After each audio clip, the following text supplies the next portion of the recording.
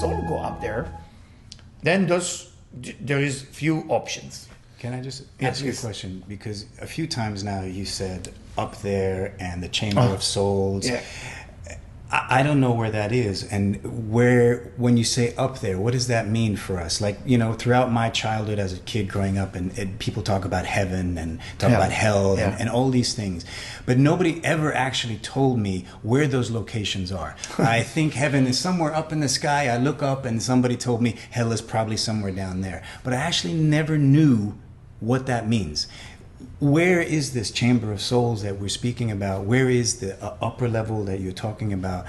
Is this happening here on earth? Is it another dimension that we're speaking about? Where are we going to? Because the reality that I only know of is the graveyard, the body that's being placed into the graveyard, and that location is somewhere, I don't know, in Inglewood or wherever it may be. And now what happens? Where does the nefesh go to connect? And Very good, very good. I mean, when you go to sleep at night, it's considered one of 6 of experienced death.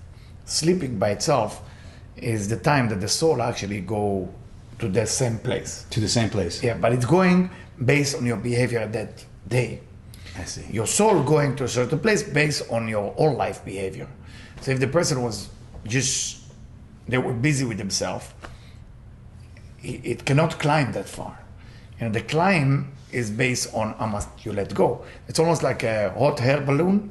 You gotta let go of those sacks if you want to go up. Of course. So some people like to keep everything there and they still screaming, why am I not going up? Let go. You gotta let go of the stuff, all your belonging. So people are very much attached to the materialism and their recognition and approval and being right. This is all the bag. And we can't let go of those bags. It's very difficult because there's our belonging. Our families are belonging too. What they think of me was a good father, good mother, good sister, all of those recognition. We forget about the spiritual self-development of ourselves. So when I said the chamber of the soul, after the person die, they're going based on their behavior wherever they need to go. Some reincarnate right away, like the Right, next straight day, away. next day, boom, right away. For that reason, the Torah, the Bible, tell you to bury the person right away. It's not to bury him right away because of religious reason. To bury him right away because maybe he has a chance to go tomorrow to another body, so he doesn't have to suffer that what I just described. Yes, the description. The angels and just go next person, baby. So the important, for example, in Jerusalem, you bury people even at 2 a.m. You don't wait a second, and it's difficult for the family because they die in a hospital. They get the body clean and right away in the ground at 2 a.m. It's very difficult. And in my profession, I do good thing, which means make people happy, but sometimes I have to deal with burial. And I remember the last burial I did in Jerusalem was in the middle of the night. And it was somebody from Florida that I happened to be in Israel, and they asked me to do that. And it was very difficult. You see the whole family there, it says all with flashlight, because you can wait for the soul not to be reincarnated when there is a chance. So that's one option. Second option, of course, there is something called heaven and hell. But where is it, as you say? I mean, how do I find it in the navigation system? You don't ask where is it when you dream, because your mind going somewhere. So the experience of life is our own personal experience, but there is not just a physical location. The only Kabbalists that talk about true physical location, they say that above the Temple Mount, exactly above the Temple Mount in Jerusalem, that little place, which is very small, there is like a line. Above that there is like a pipe of light, and above that what heaven is, exactly above that. So basically Jerusalem is not a holy city because the temple is there. The temple is there because Jerusalem is a holy city. It's not the other way around. Yeah. So because there is energy flowing all the time. For that reason, psychologically, there is something called the Messiah syndrome. For people who live in Jerusalem for too long, let's say if a person from America moved to Jerusalem, after 6 months, they can lose their mind. They start feeling they are the Messiah. You can read about it. It's amazing. Are you serious? Yeah. I've never heard about that. Yeah. Wow, really? Yeah, it's a disease.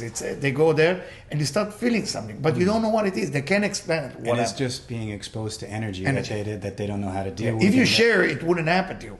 But If you try to keep it for yourself. How can I think to share? I mean, I'm feeling something. I met a guy like this. I had a hard time to believe it. I met a guy like this from Brazil, and he moved. He had enough money to move across from the wall, and he was so excited. He came from Brazil. He had enough money to buy whatever he wanted, but after 6 months, he started to blow the horn, the shofar, the horn, and say, "I'm the Messiah." It was an issue. It was an issue to bring him back to Florida, to America.